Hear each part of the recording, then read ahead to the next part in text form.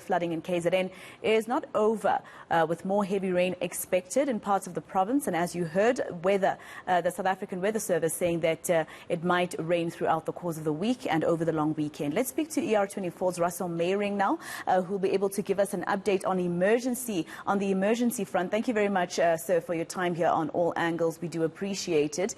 How have things been looking in the past 24 hours or so? How busy have your members been? Well, ER24 as well as the prevention services have been kept very, very busy. As you saw in the earlier reports, heavy rainfall has absolutely devastated a lot of the Kwa-Zulu Natal areas. We saw in some videos that a lot of the cars were getting swept away on low-lying roads, as well as heavy flooding over the highways.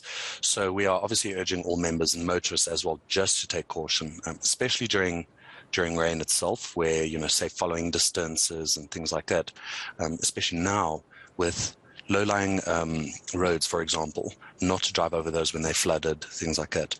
But we have been kept very, very busy, obviously in conjunction with the rescue services, provincial services and other medical services as well, just attending to all the patients. Do you have a sum of people that, for instance, you have been able to confirm to have passed on as ER24 during your rescue operations? Unfortunately, we don't have an exact number. We are working with the services in Kwa-Zulu Natal as well as the Department of Health. There have been reports of approximately 20 people that have succumbed to various injuries during these floods, but that number is still to be determined. Exactly which areas have been problematic according to what you're seeing? Is it the entire province of KZN, or are there some parts that are currently worse? There are some parts that are currently worse, obviously areas surrounding rivers and dams, lakes like that. We're seeing, especially along the coastlines, that are sustaining heavy damage, people getting stranded, houses being destroyed and cars swept away off some of these roads. So there are specific areas, and we again urge everyone, especially in the low-lying areas, in the valleys, to seek shelter should any storms, any rainfall continue.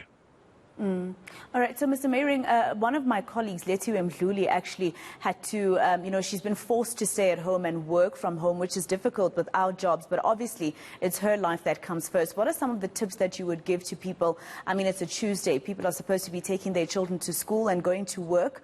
What should they do to avoid getting injured or possibly even, getting badly affected by the floods? Absolutely. It's been a very difficult time, especially with a lot of people working from home. Should you be working from home and you hear reports of floods, you should obviously be following various news agencies as well as the South African Weather Service on your social media.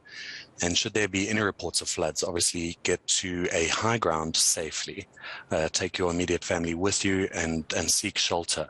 With some of the rains, we've also seen thunderstorms and lightning storms. So you should obviously stay away from any large open areas, not under trees, and seek shelter within buildings, just to make sure that it is obviously safe for yourself and your family.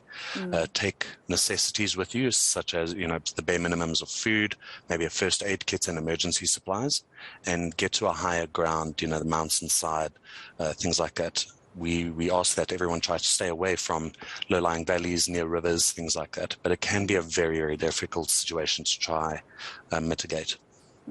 But how do people actually leave their homes? I mean, for instance, like I told you, my colleague Lethiwe cannot leave, and if she finds out that the area she lives in is about to get flooded, she's going to be in trouble, for instance, in terms of trying to leave that area. So I'm just giving you an example. How do people then, does emergency services assist in that instance? What happens then? Absolutely. If you have the means to leave and seek shelter somewhere else, do so. The emergency services obviously have extra resources in place to deal with situations like this, and they will be assisting people in terms of evacuation. This is why we ask, before the situation may get worse, we ask that people try to leave their homes. Obviously, your life takes precedence over working from home and other responsibilities. So should you be able to seek shelter, do so.